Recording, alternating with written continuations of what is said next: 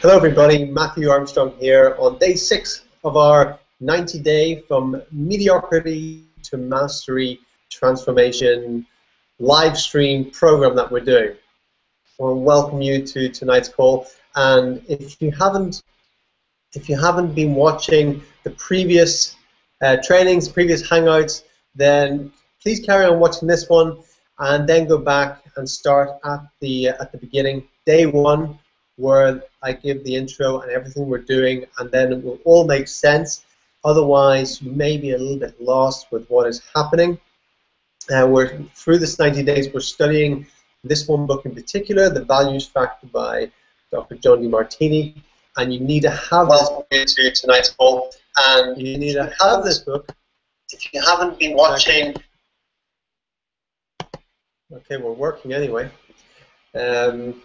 If you haven't got this book, you need to get this book immediately, because there's exercises in the book. If you don't have it, it's just not going to make sense to you. You need to have the book to actually complete the exercises. And if you don't complete the exercises, then you're not going to get the transformation that you're looking for in this 90 days, and you're only cheating yourself. So you can get the book on Amazon or at Dr. Demartini, drdemartini.com, and start going with that. So tonight we're going to be talking about identifying your values, and there's just a simple exercise we're going to start with tonight, and then tomorrow and the next day then we're going to go into some deeper exercises where you're going to be going deep within yourself, do some deep self-reflection and finding out what your true highest values are. It's a phenomenal exercise, so look forward to doing that.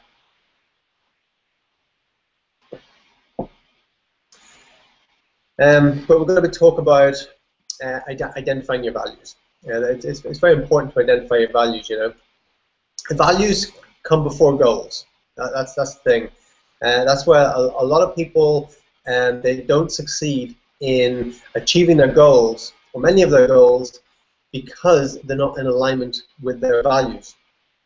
And it's for me now, I can see it in the words that people use.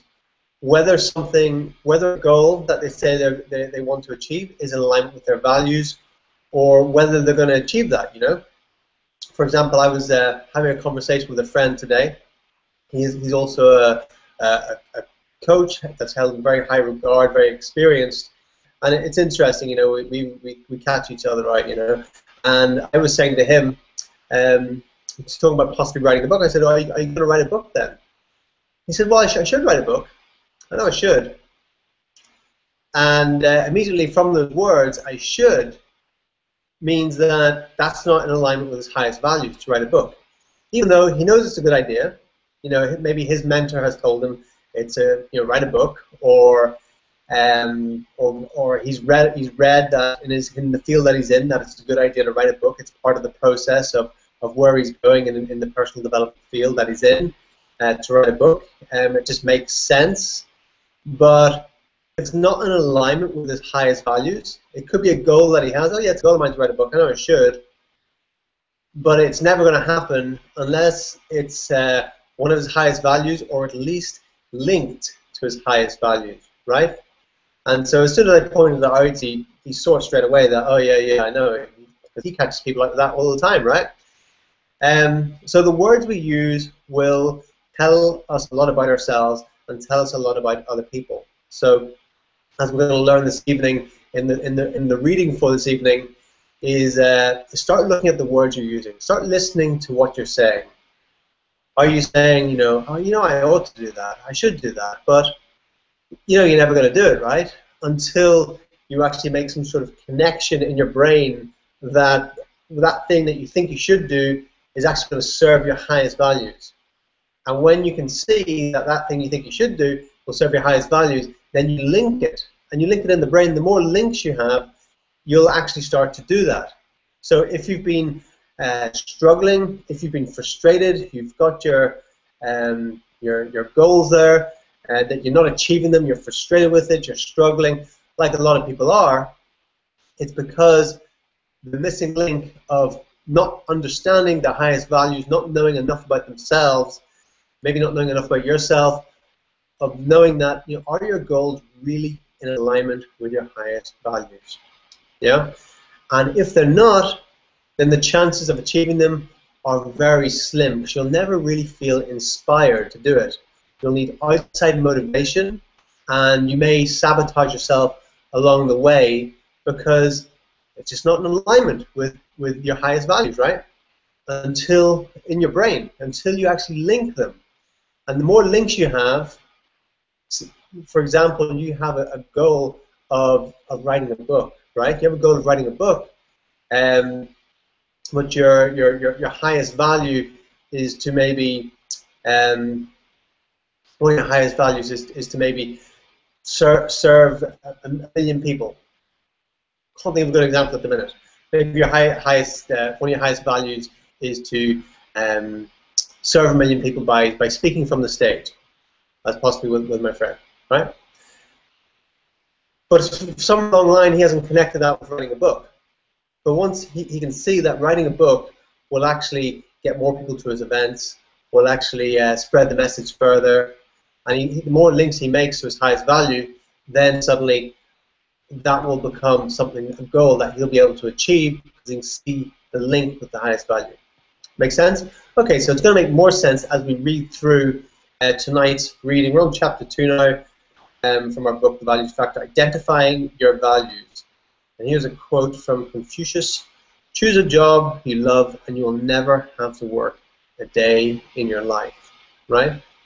Make your vocation your vacation, as they say. Now that you understand the importance of the values, it's time to identify your own values, a process that could well be one of the most important actions you'd ever take. A famous proverb from the Greek tradition is eloquent testimony to the importance of identifying your values. Know thyself, be thyself, love thyself. How can you be yourself unless you know who you are? And how can you love yourself unless you are true to yourself? Living your life according to your own highest values, know yourself and your highest values, live authentically based on those values, and love yourself for being a unique creature unlike any other in the universe. In other words, identifying your highest values is your first step on the road to self-knowledge, self-love, and fulfillment of your life's purpose. If identifying your highest values is most important, setting goals and intentions according to these highest values comes second. Unless your goals and intentions align with your highest values, they have little probability of being realized. You simply won't mobilize the full power of physical, mental, and spiritual resources to bring those goals about. Knowing your highest value is not only the key to self-knowledge and self-love, it is the means by which you can accomplish any goal you set, as long as it is a true expression of your highest values. Of course, I don't recommend setting goals that defy any of the known laws of the universe. For example, I wouldn't suggest that you attempt anything such as levitation, which would violate the law of gravity. Such an effort can be obviously self-defeating. Being able to set goals in alignment with your highest values is the power of the values factor, the secret to living a full, meaningful life. Passion versus highest values. Because the way we talk about our lives has such tremendous impact on how we think and how we live, I'd like to take a moment to clarify a few terms. Ever since the 1985 publication of A Passion of Excellence by Tom Peters and Nancy Austin, the term passion has become increasingly popular.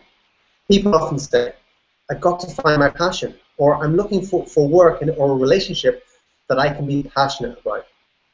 As a result, many have come to believe that the secret to an inspired life is passion. Passion, however, is not a synonym for your highest values. Passion literally means suffering. It refers not to our most inspired or higher natures, but to our animal self, the ungoverned, out-of-control emotions that often drive us toward immediate gratification. Addiction and other states that are by definition not aligned with our highest values. Passion often drives us to seek a kind of perpetual bliss that is unobtainable even as we strive to avoid unhappiness, challenges, discomfort, or suffering, which are ultimately unavoidable. So if you choose to live by your passion, you are not living according to your highest values. You are simply following the impulses and instincts of your animal nature, manifesting lust, greed, gluttony, sloth, and addiction, passions. that can become significant obstacles to leading a fulfilled and inspired life. Indeed, when people live according to their lower values, when they follow other people's values or subordinate themselves to social idealisms, they often seek immediate gratification, passion, or some other type of addictive pleasure. Instead of starting on the long, rewarding journey of inner fulfillment of their highest values, they seek instant gains and outer pleasures. Rather than being driven by passion, truly fulfilled human beings will follow their mission, inspired by their highest values and most integrated being. Just as your values are completely individual and unique to you, so is your mission the expression of your own unique contribution to the world. Discovering this mission, the contribution that you can make, that only you can make, is the key to a life that can be meaningful beyond your wildest dreams. If you study the lives of the greatest contributors to our world, you will readily discover that each of them danced to the beat of his or her own unique drum, following his or her own inspiration. They chose not to subordinate themselves to their highest values to others. Instead, they forged extraordinary lives in pursuit of their own inspired missions. Groundbreaking physicist Albert Einstein put it very nicely when he said, ironically, "To punish me for my contempt for authority, fate made me an authority myself." In a similar vein, American philosopher Ralph Waldo Emerson noted, "Envy is ignorance, imitation is suicide." In other words, only by being true to yourself can you maintain your integrity, achieve your own authority, and find the fulfillment that you inwardly seek. The alternative was chillingly described by Emerson's contemporary Henry David Thoreau, who wrote, "The mass of men live lives of quiet desperation. What is called resignation is confirmed desperation." Thoreau saw quite clearly that most people never tap into what really inspires them. Instead, they subordinate themselves to social idealisms, what they think they ought to do, the values of others whom they look up to, or their own limiting beliefs about what is possible for them. They stand in sharp contrast to the people who dare to leave a legacy by creating a life based on their highest values, a life that makes a unique contribution to current and future generations of humanity. Isn't it interesting that so many people subordinate themselves to great leaders, political, religious, and artistic leaders, and yet the great leaders achieved their influence precisely by not subordinating themselves? Great leaders refuse to placate the social norm or to remain stuck in stagnant traditions or old paradigms. Instead, they embrace the challenge of giving birth to new ideas and new visions, and succeed in making significant and novel contributions to the world. You can do exactly the same thing if you choose. You can resemble the great leaders who have left their mark in history. You can draw on your truest self as expressed by your highest value to make a great contribution to the world. True, you may run the risk of being ridiculed and violently opposed until your truth becomes self-evident. This was the fate of such religious leaders as Jesus, Moses, Buddha, and Muhammad, and of such political leaders as Abraham Lincoln, Martin Luther King Jr., and Elizabeth Cady Stanton. Business leaders like Walt Disney and Steve Jobs were not readily understood at first, nor were groundbreaking scientists like Galileo or Charles Darwin. Yet these are the leaders whom many respect and seek to emulate today, the leaders whose discoveries, enterprises, and visions continue to shape our world. Each man or woman's power comes from their ability to understand and fulfill their own highest value and to shape their lives accordingly. The stakes here are very high. If you don't understand your highest values and build a life around them, you run the risk of being disempowered and overpowered by other people's expectations and commands. How do you know whether you're living according to your true highest values? Just look at your life. That old saying, actions speak louder than words, is especially true when it comes to values. Our lives are constantly demonstrating what matters to us most. For example, if you say you value health and well-being, but haven't managed to give up smoking, then there is almost certainly something you value more than health. For example, perhaps you value the relaxation that smoking brings, and you haven't yet found anything that relaxes you as much. The relaxation may mean so much to you that you can't bring yourself to give up smoking, even though you know it is supposed to be bad for you. Or perhaps there is no conscious motives involved. Perhaps your father smoked, and smoking makes you feel closer to him. Or perhaps your smoking was an early attempt to defy your mother, and you still value the sense of independence and autonomy that you associate with this once forbidden activity. In the chapter on health, I'll help you sort through these issues and make more empowered decisions about your health. Or, if you say you value financial independence, but you find yourself spending rather than saving and investing, then you almost certainly value something more than financial independence. Perhaps you like the idea of saving money, but value the pleasure you get from indulging in a movie, a new possession, a much-needed vacation. Or again, you might have unconscious motives. You might associate saving with feeling restricted and tied down, while you associate spending with feeling powerful and fancy-free. In later chapters, I'll help you sort through these issues as well. As I say to my clients, your life never lies. What you value most is what your life will reveal. Unfortunately, most of us spend far too much time not consciously honoring our own highest values. Instead, we subordinate ourselves to other people's values, or at least we try. Perhaps we attempt to buy into the values of the family we grew up in, the community we were raised in, or the religious institution we always belonged to. Often we try to have it both ways. In private, we hold fast to our true highest values. In public, though, we try our best to act as though we accept the values of those whom we view as authority figures. We make sure our parents understand that we have absorbed their values of choosing security above all else, even if privately we long for a more creative or adventurous life. We make sure that the people who go to our church or synagogue understand that we follow all the rules of our religion, even if privately we harbor doubts or disagreements. We may not even expect to bring our outer and inner selves into alignment, but this attempted outer facade and inner repression takes its toll. Most people experience conflicts of this kind. As a result, they live out the gloomy observation of Thoreau, leading quiet lives of desperation, rather than the amazing life of inspiration that comes from knowing and living according to their own highest values. Anytime you expect yourself to live outside your own highest values, you will probably perceive your life as frustrating or even daunting, as true meaning and fulfillment seem to elude you. So let's make the values factor work for you by identifying your true highest values.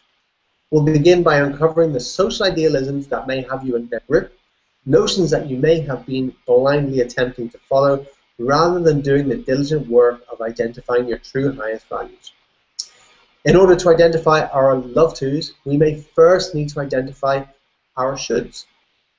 So this is exercise 1 now. Exercise 1, identify your social idealisms. Instructions. Write down each idea you hold expressing that you should, have to, or are supposed to do something. Then write down which authority figure or life situation gave you that message. So, this is what it looks like in the book. If you haven't got the book yet, you need to get the book because the exercises are in like this. So the top box says ideas expressing should, have to, or supposed to. So one example would be, I should save and invest my money.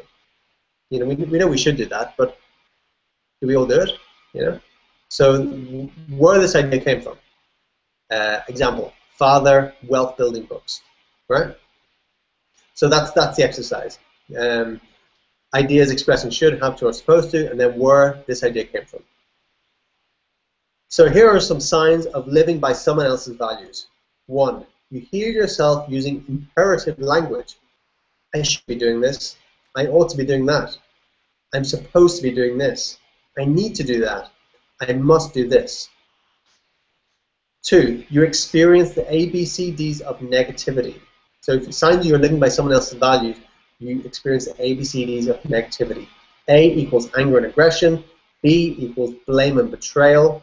C equals criticism and challenge. D equals despair and depression. Okay, I think that's as far as we're going to go for today. There's some great stuff coming up. We're really only just getting started with this. Fantastic. I just feel so inspired after reading from John Demartini, you know, just incredible. Books are incredible. Books are really incredible because if you think this guy, John Demartini, he's, I think he's roughly 60 years old, but he's been, you know, actively studying this stuff, studying human potential since he was 17 years old. And he's read in around 30,000 books, which mind-boggling, right? And so then after reading 30,000 books and writing about 60 books himself and all the other stuff he's done in his life, you know, this is his latest book. This is the distillation of all his wisdom into this book. So by reading this book, you're getting into his head, and not just into his head, but into what he believes to be the most important thing that has shaped his life, that has allowed him to master his life. And so by doing that, that's how you start to master your life, by reading these books, not just passively but actively. That's what we're doing. We're engaging with it. You know, I decided to take it to another level and read it out loud to an audience, and complete the exercise as well. Hold myself accountable because I already went through it, as I said in earlier Hangouts. I already went through this book and I started the exercises, but I didn't get even a tenth of the way through them.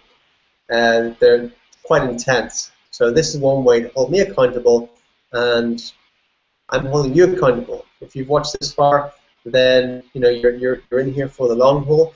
You're into mastery. You're not into mediocrity, right? People that are into mediocrity, they've long gone into mastery. So powerful stuff. Those last few pages, and I'm sure it will bring up some resistance. In some people, it will bring up some resistance. Especially the bit about passions. You know, that passion is the meaning of passion is suffering. The meaning it also means being out of control. Passion as well. You know, so that's something. It's a word that's used a lot in the personal development field. You know, you got to follow your passion. You know, but where did that come from? As he said, you know, it means suffering, right? So forget about your passions. Forget about what you're passionate about, and start focusing on what your mission, what your highest values are, and what is your inspired mission in life. Because there's something I got many years ago when I went to a Tony Robbins seminar, and it's interesting. Tony Robbins came to me because he's the guy that says, "Live with passion." You know, at the end of everything he says, "Just remember, live with passion." And John Demartini would completely disagree with some of the methods of Tony Robbins. He has his little thing, and he's incredibly effective at what he does. I find there's these big ups and downs with Tony Robbins, you know. And a lot of people that study his stuff, they have big highs and big lows. John Demartini is sort of like the middle ground, you know. Don't get too high, don't get too low. Just find the center of yourself in your heart with love and gratitude. That's really the core of John Demartini's teachings, you know.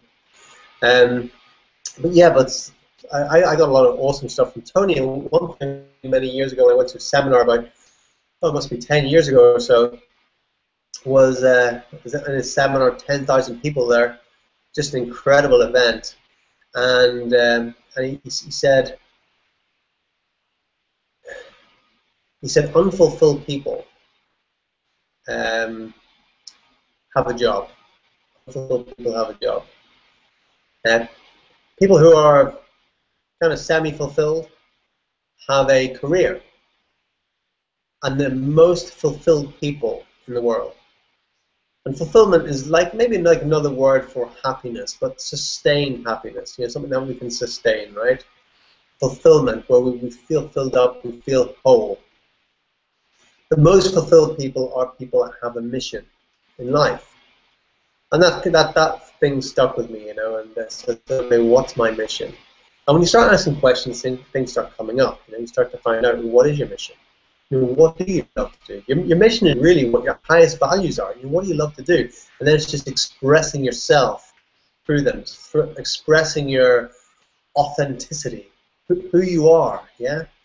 It's about learning to know who you are, being who you are, not putting on any sort of facade or whatever, just being you, right? You know, being vulnerable, allowing anything just to drop away, being open to ridicule, as all the great leaders in our time have been. They've stepped out and they've said things that at the time people thought were impossible, or you couldn't just say those things, or taboo, or whatever.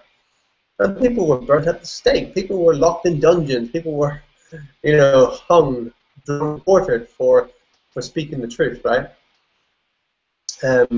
Or expressing themselves. So, you know, you got to be open for that. If you want to be like one of the great leaders, you know, and don't just follow a great leader, but find the great leader within you. You know, this is mediocrity is following a great leader, and you'll never fully get out of mediocrity if you just follow someone. You know, you got to step up and you got to lead your own life. You got to realize that it's you. You're the one in the driving seat, and every moment that goes by is your life. And there's no time for procrastination. You just got to realize it right now. You know, what is it? Don't wait till tomorrow. Right now. What is your inspired mission? That's what I want you to write down right now.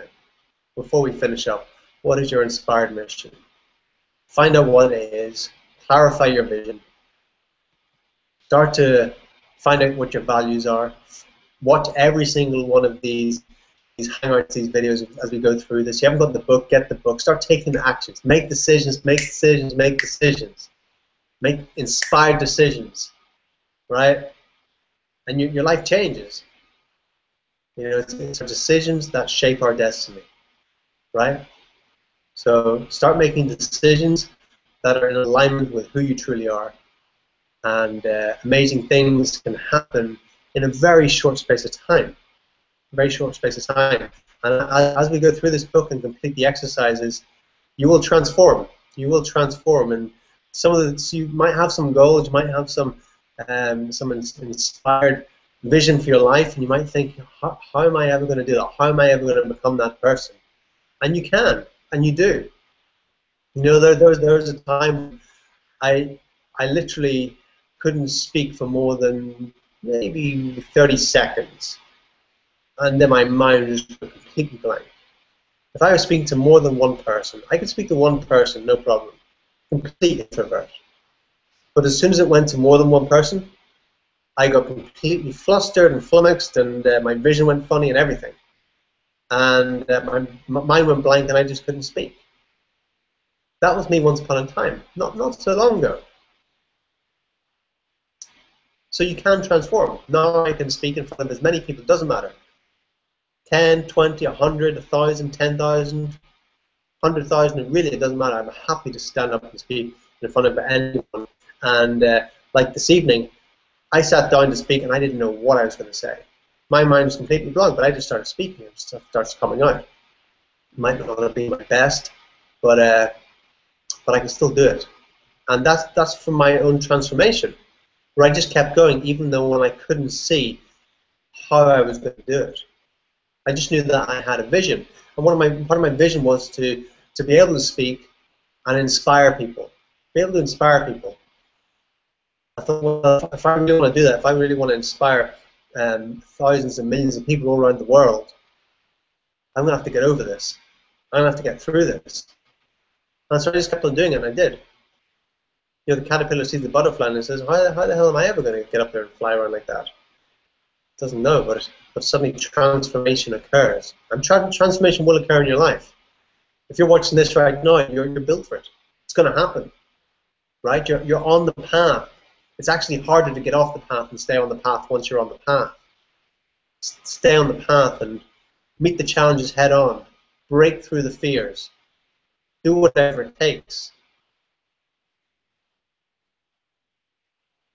And that's it for this evening. So I want to thank you for being with me. It's a great pleasure to be able to, and it's a blessing, and I feel very grateful to be able to talk with you wherever you are in the world, and for you to gain value from this. Like I said, my vision, I've got a very grand vision, and I'll share more of that as we go along and we get our sort of core group together. Because it's really not for everyone, I don't believe to hear. But I have a goal, a milestone for these next 90 days. I said I have a financial milestone, because that's what one of the things I'm focusing on right now is creating that financial freedom in my life. So I've got a financial milestone of $100,000 in this 90-day program to make that. And I've got a system. I have total belief it's going to happen. I have a system in place. If you want to join me in this and get on your own track to financial freedom, you can do that by clicking on the link below this hangout, below this video, and you can do that too. You know, it's possible. It's possible.